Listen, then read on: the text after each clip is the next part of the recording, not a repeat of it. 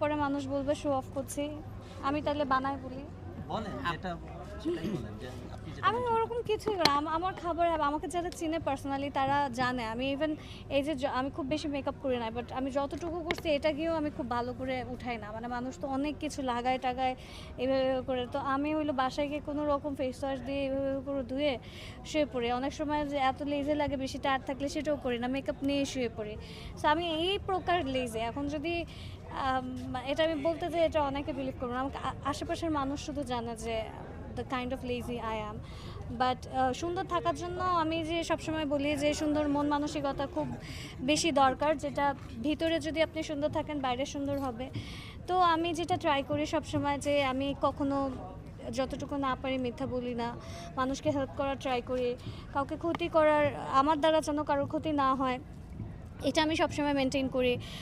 সবসময় ট্রাই করি যে অসহায় মানুষদের পাশে থাকার। ইভেন আমি যেটা বললাম যে কিছু ফ্যামিলিজ আছে আমি চালাচ্ছি, কিছু ডিসেবল মানুষ আছে যাদেরকে আমি সহযোগিতা করছি। তারপরে আমি ট্রাই করি ভালো হয়ে থাকার, কারো পিছে না লাগার যতটুকু সম্ভব। এখন একটা মানুষ তো পারফেক্ট হয় না কখনো, তো আমি কারোর প্রতি হিংসা রাখি না। আমার কোনো রকমই আমার একটা একটু রাগ আছে, বাট ট্রাই করি কন্ট্রোল করার। সো পজিটিভ থাকার অনেক ট্রাই করি। আমার মনে হয় আমার মনটা যদি ট্রান্সপারেন্ট থাকে তাহলে আমার নিজের কাছে অনেক ভালো লাগে, আর মানুষও আমাকে ওভাবেই ভালোবাসবে। সো এইটুকু আমি মেনটেন করি, আর এছাড়া কিছু আপনি না। এই যে এত সুন্দর, এইটার রহস্যটা কি? এটা আল্লাহর ইচ্ছা, আল্লাহর তরফ থেকে। এটা সৌন্দর্যর ক্রেডিট আমি টোটালি আল্লাহর উপর দিব।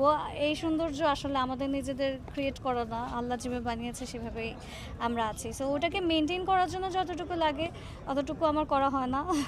আপনার এই সৌন্দর্যর চেহারাতে আপনার স্টুডেন্ট যারা আছে তারা ক্রাশ খায় কিনা? ক্রাশ ম্যাম যেহেতু বলে ডাকে, অবভিয়াসলি ক্রাশ খায়। কারোর সাথে আপনার কোনো কিছু হয়েছে কিনা ক্রাশ টাইপের, মানে আদান প্রদান হয়েছে কিনা মন? আদান প্রদান মানে আমার কখনো কোনো রিলেশন হয়েছে কিনা এটা জিজ্ঞেস করছে? ছিল এককালে একটা অভদ্র পুরুষের সাথে, খুব প্যারা খাইছিলাম, তারপর থেকে মাফ চাইছি ভাই। খুব প্যারাদায়ক একটা ছিল, ওটা লাইফের অনেক বড় একটা ভুল ছিল। But it's okay, I'm fine না, আম হ্যাপি। আল্লাহ আমাকে অনেক বড় বাচ্চা বাঁচিয়েছে।